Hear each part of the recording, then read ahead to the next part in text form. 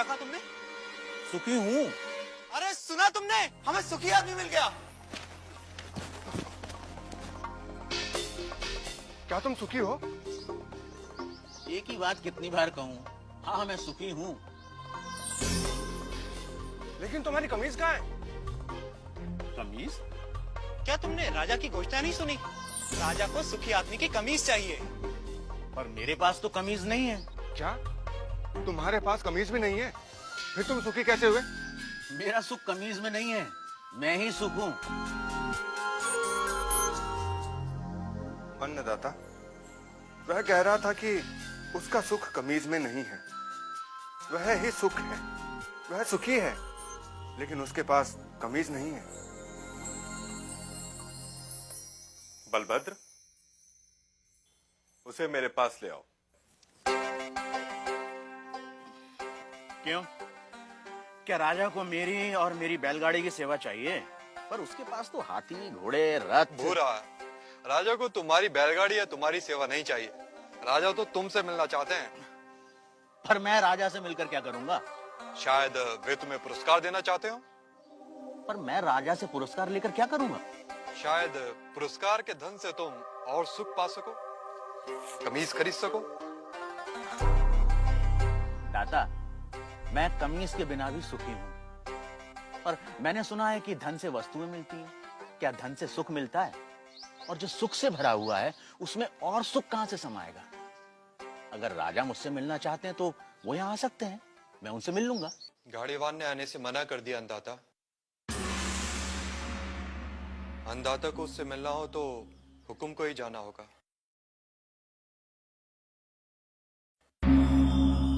और गाड़ीवान से मिलने राजा अपने मंत्री हजूरियों दासों के साथ गाड़ीवान भूरा के गांव पहुंचा। बुरा, बुरा, बुरा, अभी कहीं नहीं जा पाऊंगा, मेरे बैल सुस्ता रहे हैं। बुरा, अन्नदाता तुमसे मिलने आए हैं। बुरा, कहिए। तुम जो मांगोगे मैं तुम्हें दूंगा।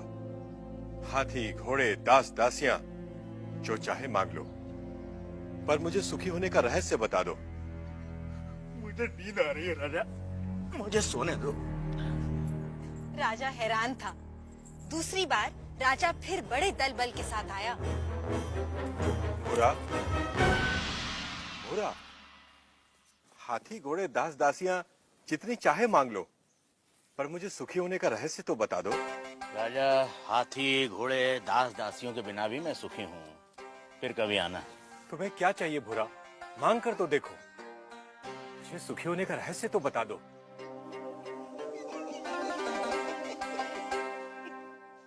जो स्वयं सुख की खान है उसे लालच देने का काम मूर्ख ही कर सकता है। जा राजा जा, फिर कभी आना।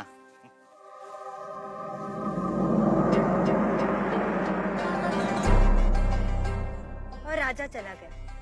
उसे समझ नहीं आया कि गाड़ीवान भूरे को क्या चाहिए था। कि अचानक राजा एक दिन अकेले गाड़ीवान के सामने आ खड़ा हुआ।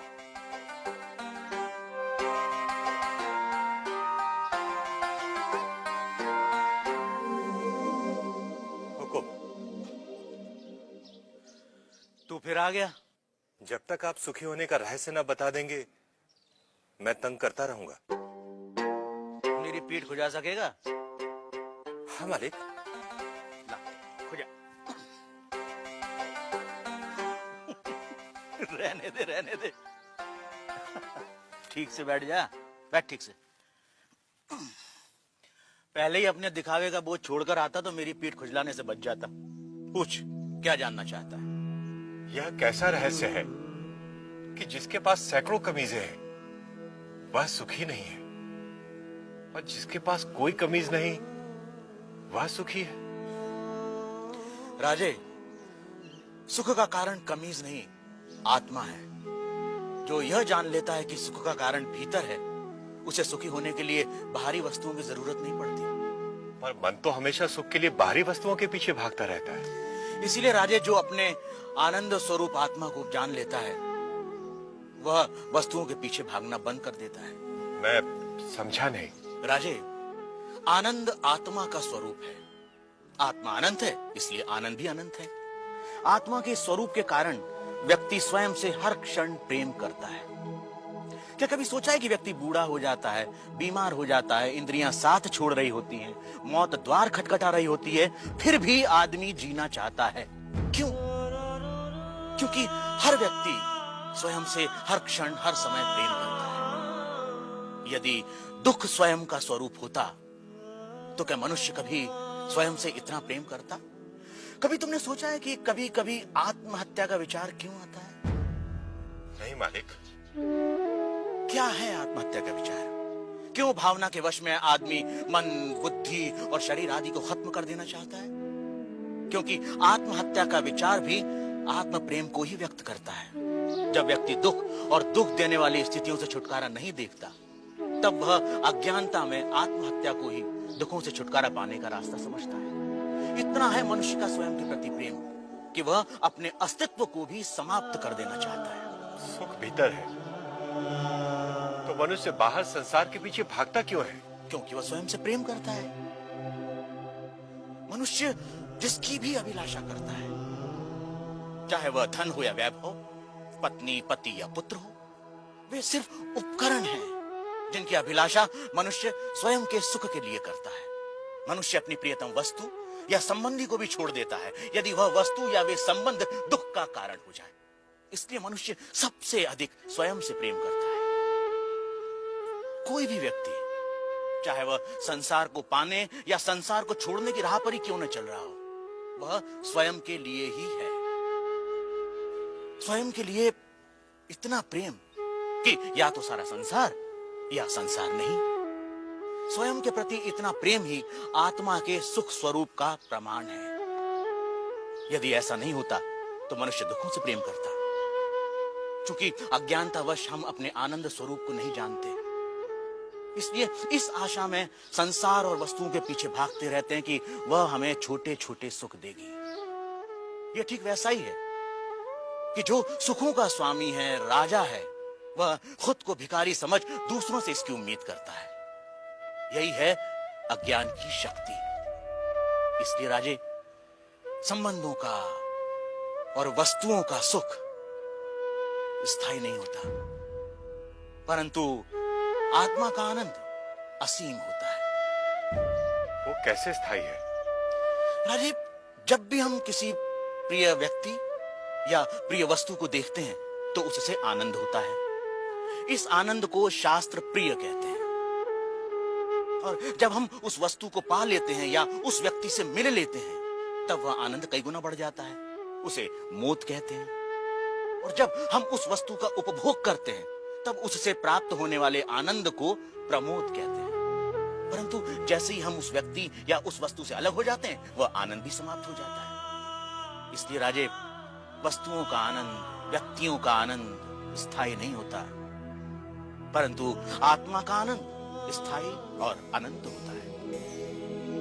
बुरा व राजा में आनंद पर लंबी चर्चा हुई, जिसे वेदांत में आनंद मीमांसा कहते हैं।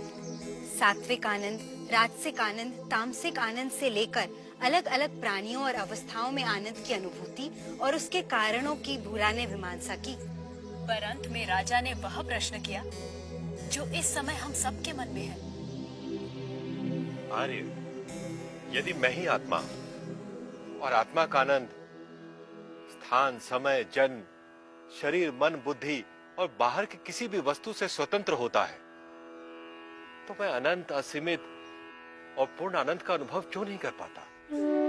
राजे, यदि तुम अपनी आंखें बंद करोगे तो अंधेरा ही दिखाई देगा।